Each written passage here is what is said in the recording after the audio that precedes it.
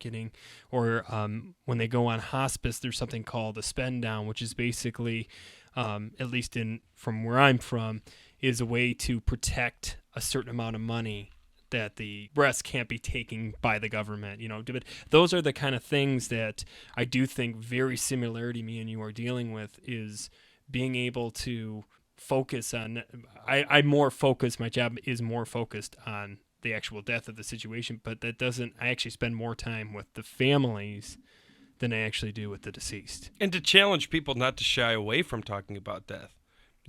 Opening the dialogue and allowing you to feel comfortable enough with the idea of being able to talk to these people about what's going on.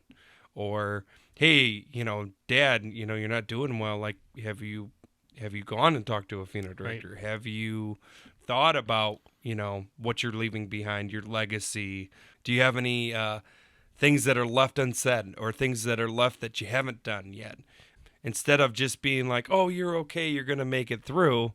Well, let's be honest, we're all not going to make it through. We all have our time. It's, for some of us, it's a lot earlier than others. But I think the important part is that we live life to the fullest, but also recognize the idea that we're not going to be here forever.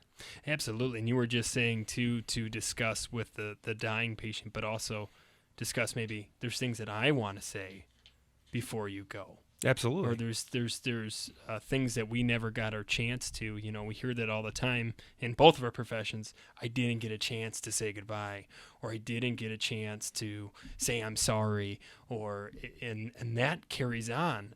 I have the direct impact of these families.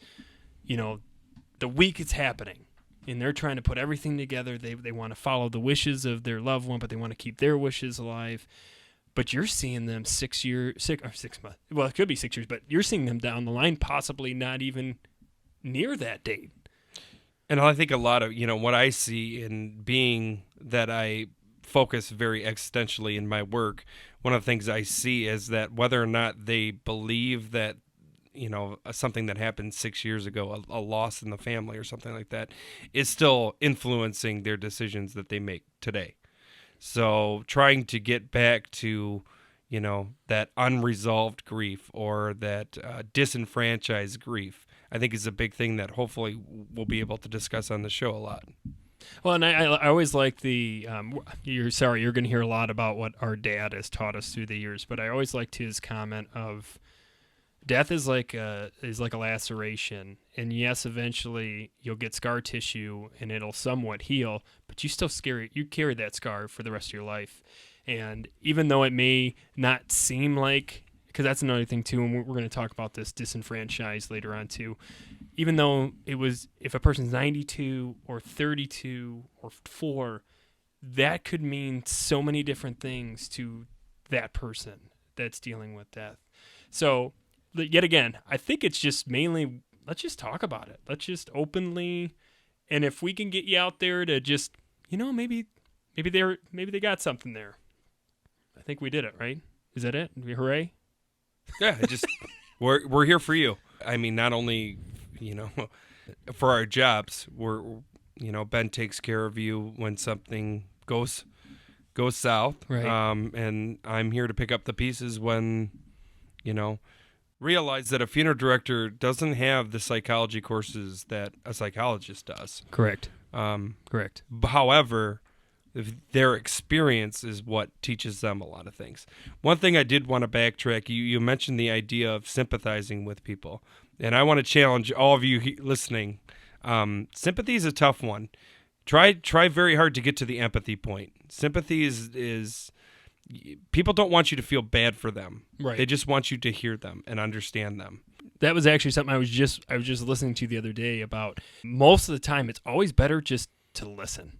Yeah. Let them tell you what they're going through. Never say, like they always say, like the curse words is never say like, I understand what you're going through. Yeah. Because you completely do not. And even if your loved one died the exact same way and you were the exact same age, what they meant, what their life, how they carry that burden is completely different. And it is, and it's hard because as humans, that's what you do. You go to somebody and you say, I hope you're having a good day, or how's your day going? And then you realize, I'm parking the car for this wife that just lost her husband without thinking about it, just human nature, especially when it comes to death. There's like the human nature of like, I'm sorry for your loss. Is there anything I can do for you? And that was another thing I just learned is if you say, if there's anything you ever need, give me a call, you'll most likely never get a call from them because they're looking at that like it's kind of like the cop out almost without knowing. It's probably a subconscious thing. But the idea is if you're going to do something, do something. Mm-hmm. And that's, Absolutely. but going back to, yeah, absolutely. Sometimes just listening to them, let them tell the story. One of the things I always like when we're in arrangement is when we start bringing up the biographical things, and then there's always that like the one kid that's like, I can't handle this room being so quiet, so I'm gonna make the silliest joke, and then we're all laughing, and that's okay, and that is gonna be the way that we get through this is by memories, and it's okay to do that. It's okay to laugh if you want to, and that's what you need to do. It's okay if you need to cry. I mean, that's another thing too. We're gonna break that stigma right now that boys can't cry. Well, it's also boys okay. don't cry. It's a cure. It's okay if you need to go outside and punch a tree. I'm not sure you we know can what say I mean? that, but like we're going against it. We all have our ways of dealing with stress and anxiety. Hopefully, you've matured enough to understand not to hurt people with your stress and anxiety. But let's be honest. Who do we take it out on when we're really super angry, super mad, super frustrated? The people we love. And ourselves. And that's, and when I'm always right. So Nick doesn't have that problem with me. He's giving him absolutely 100%, 100% knowledge. But yeah, we're gonna say some things that are gonna be very dark, and we're gonna talk about things that maybe you don't want to talk about it, and maybe it's okay to turn off. It's okay to pause, think about it, turn it back on. But I would really challenge you to come back to it. Absolutely. When you're taking some time to, calm yourself down, because the things that really kind of stir up the pot inside of you, that's the stuff that you really need to talk about. I would challenge you on the questions that you really don't want to write us, write them. It doesn't have to, you could put it in a private message. It doesn't have to be people need to know who wrote what, or we're not going to say any names. We're going to keep your identities completely, unless you want us to say your name. I mean, that's up to you. But we're going to try very hard to, keep your safety, keep your confidentiality. Realize I am not a therapist on this show. I can give you some psychological points and stuff, but realize I am not therapizing at all on this show. And he is a funeral director, but on this show, realize we're just two guys. We're loosening up the tie a little bit. Who have experience with death. Let's talk about it. Let's talk about it. Oh, and I'd like to mention one more thing.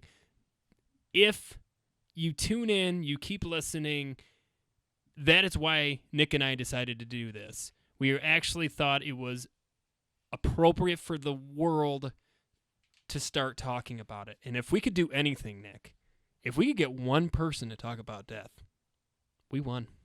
Well, it's one for the good guys. Well, what's that or idea? The dead guys.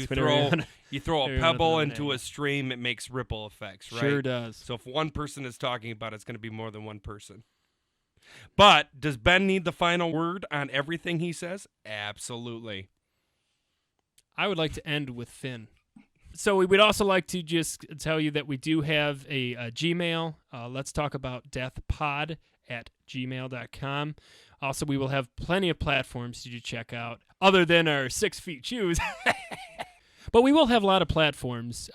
We will have a Facebook, YouTube, Twitter, maybe tweet. I don't know. We haven't decided yet if we're twittering yet. We got an Insta. And an Instagram.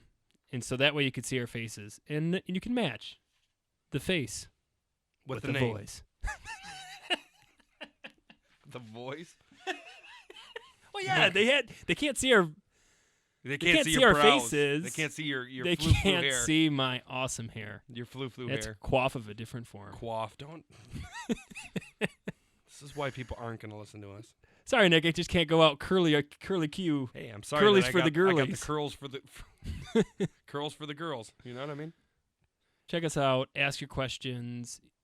The more conversation we get started up, the better this is going to roll. It's going to roll. And I feel like if you have a great question, it's going to get a really good episode. We are here for you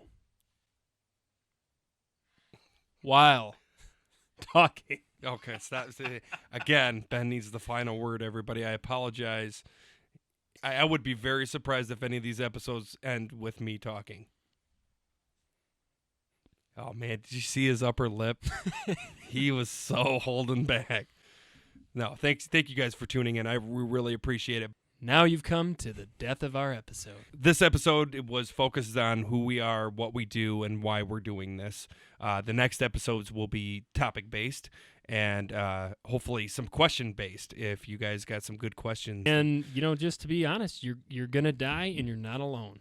We all are going to die someday. We're here for you.